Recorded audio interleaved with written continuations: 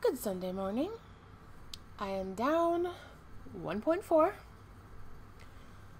That means that I am 308.8. Like, I can taste the 200s. Overall, keto loss in 15 weeks is 37.6. That don't suck. And if you took all of my weight loss pre-keto, it is just over 56 pounds from my heaviest weight. Forgive my mess back there. When I said I cleaned out my storage unit, it doesn't mean I put it all in its new home. I ain't got time. So, step 4 for starting keto. And I'm going to call this your last step. The last real thing you need to have dialed in to do this whole keto thing.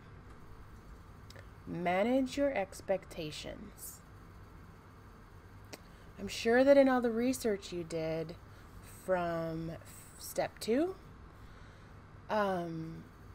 you came across some things and other people's successes. These are other people. This isn't you. Don't rate your successes by other people's.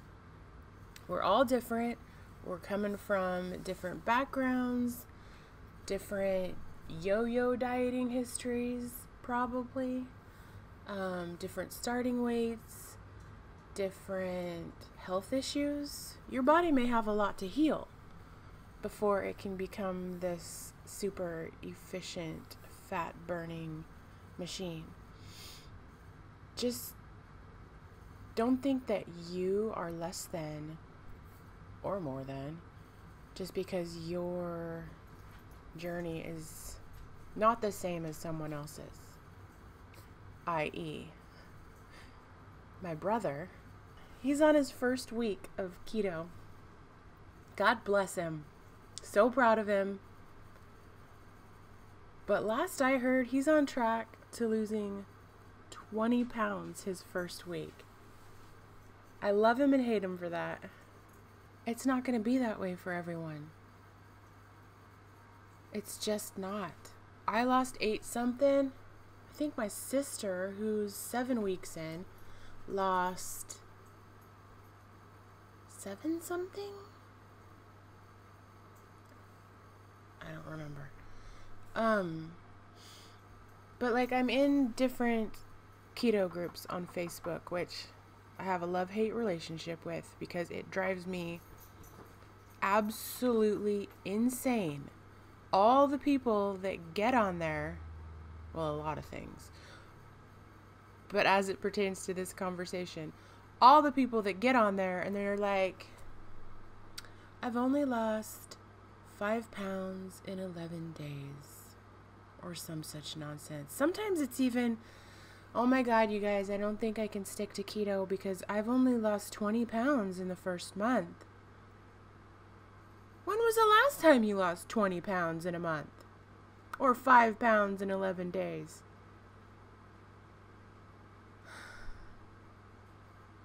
Drives me mental. Manage your expectations. One person's keto flu is not another person's keto flu. But keto flu is real. This just in. Keto flu is no joke. Like, I'd heard about it. I wasn't sure how it'd go down for me because I did Whole30. Wasn't a big deal. Paleo, not a big deal. But I got to eat fruit. Oh, fruit. Keto? Keto don't mess around. Keto's gangster. I I didn't think it was going to happen the first day. I must have missed that memo. Because there I was eating dinner. Made my way through some chicken that had skin and bone. I don't do that. All of a sudden, I got crazy headache, and the mere thought of taking another bite of anything on my plate made me want to throw up. So I packed it in and called it a day. Then I realized I didn't have enough calories. And I tried to eat some of the chicken salad that I'd had for lunch. Nope, that wasn't happening either. Other than that,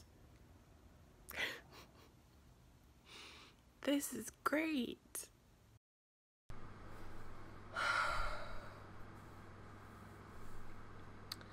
Keto breath is real. It will pass, but when you are getting into ketosis, you will taste metal in your mouth. This metallic weirdness. And it can come with breath. Pop some mints and wait for it to pass. But you can expect every time that you kick yourself out of ketosis and you are getting back into it, you're probably going to have that taste and some keto breath. It can take a few days to notice these things. You can notice some of it the first day. I had keto flu the first day. I think it took my sister a couple days, and my brother has barely had any of it last I heard. He had a few headaches. Other than that, he didn't have to deal with much. Keto energy that you hear about. Some people have it very early on, like as soon as they're in ketosis, they're feeling the things, they're doing all the things. It's not the same for everyone. I had one small bout of keto energy, about 3-4 days of it, then it basically went away. Then I got it again, as you saw, and I think I've had it since. Not like the crazy levels of it all the time, but much more of it than I did previously. Manage your expectations. What you're doing for 5 or 6 weeks straight may not work for the 7th or 8th or 9th week. Your body is smart. It will look at what you've been doing consistently, and it will oftentimes go rogue. It could quite possibly totally acclimate to what you're doing, and you need to switch it up. One of the ways that I battle that is to just be all over the place. Every day is different. It doesn't know how many calories I'm gonna get. It doesn't know how many carbs I'm gonna give it. It has no idea if exercise is gonna jump on board. It can't acclimate, really. In some ways, sure. But for the most part, I keep it guessing. So if you are doing a thing and you're having success week after week after week, there could come a point where a plateau or whatever you want to call it is happening, and your body has acclimated and it's being stubborn, and you're going to think keto's not working, and why am I doing this, and this is stupid. Switch it up. Change your macro amounts. Start exercising. Start intermittent fasting. Do carb loading. All things we'll talk about another day. But in the beginning, I suggest you stick to the basics. Don't fast, don't carb load, don't even exercise unless you love it. But it's not necessary in the beginning. I mean, it's good for you, granted. But like, if exercising makes you want to not do it at all, if that makes you stabby, don't worry about it. You don't have to do that yet. You'll start to feel better, you'll have energy, you'll want to start doing things, then do the things. But don't let your hate of exercise or inability to exercise or whatever it is deter you from getting started. I have hardly exercised other than an occasional walk or hike, and I am losing weight almost every week. Not a ton, but I never ever expected to have giant losses week after week after week. I don't think I want to. I have a fear of the skin, the loose skin that will be here when I'm done. And I feel like the best way to combat that is to not lose weight too quickly. Let my body adjust and get used to things. So, I've managed my expectations. I don't want to lose super fast. Plus, I can't afford to keep clothes in my dresser and closet if I'm losing that fast. Manage your expectations of the people in your life. They're going to run the spectrum from supportive to judgmental. There are going to be people who have tons of questions and want to know every single thing that you're doing, and then they're going to want to do it with you, and that is fantastic. You may start out with nobody,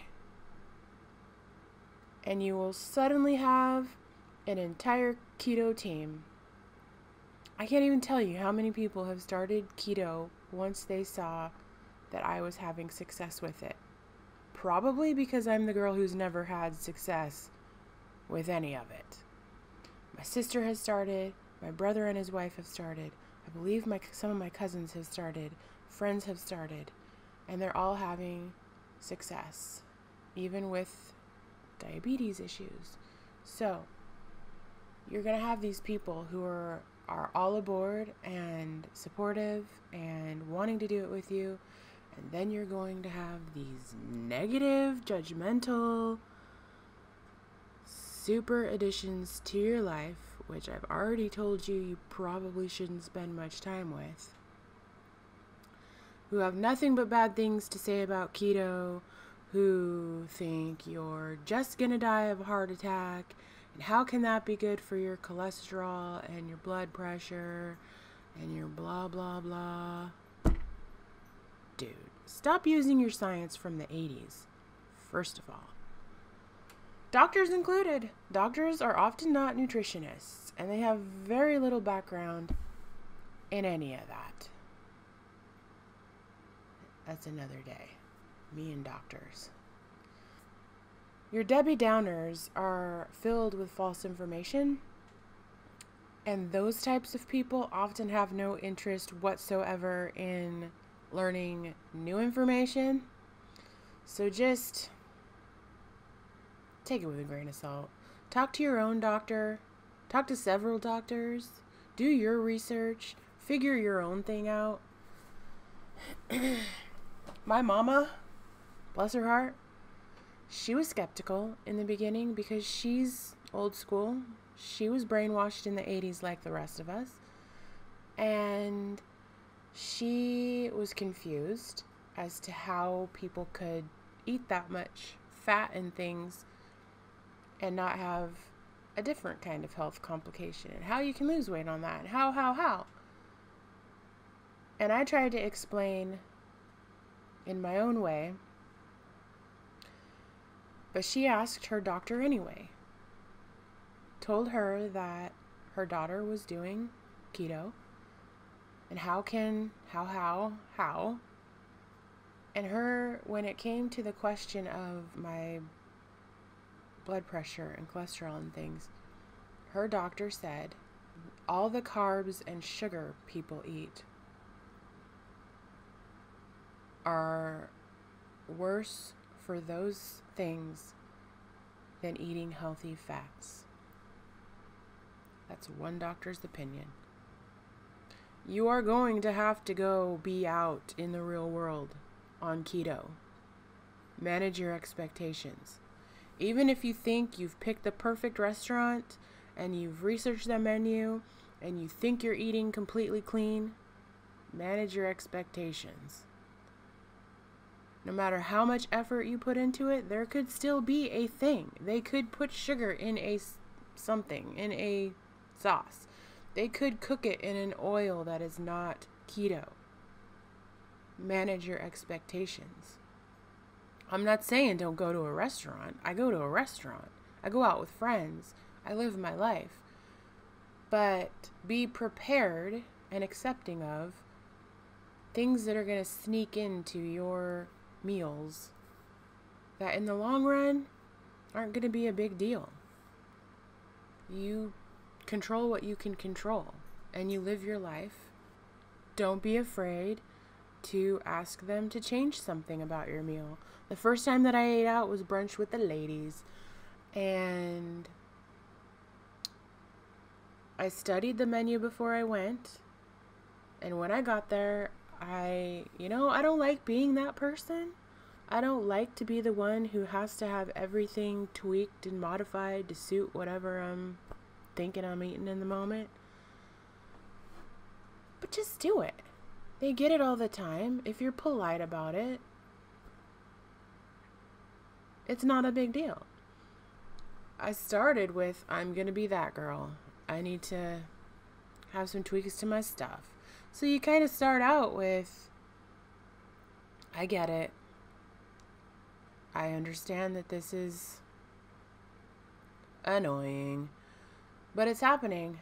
So let's do this, waitress.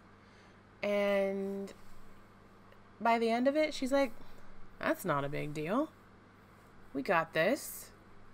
Because all I asked was, please don't put any of those potatoes on my plate because I don't want to look at them. And instead, could you put some guac or avocado and some sour cream? And how about we put some bacon on that plate? Now, mind you, the bacon was probably not sugar-free. It was probably overly processed in some way. But I didn't have a plate full of stuff I couldn't eat. Manage your expectations. I feel like that's all the examples I've got for you today. Go do the keto. 'Cause I've armed you with enough steps to help you prepare thyself. It's a learning process. You're going to get all kinds of input from people who know what they are talking about and people who do not know what they're talking about. Do you learn the things and do you tweak, modify, keep going. That's all I got. Have a kick-ass day. I don't want your bone. This is not playtime. Come here to me. Give me that. Mine. In the bed. Oh, that bounced back and got you in the melon. I'm sorry. Go on, go lay down.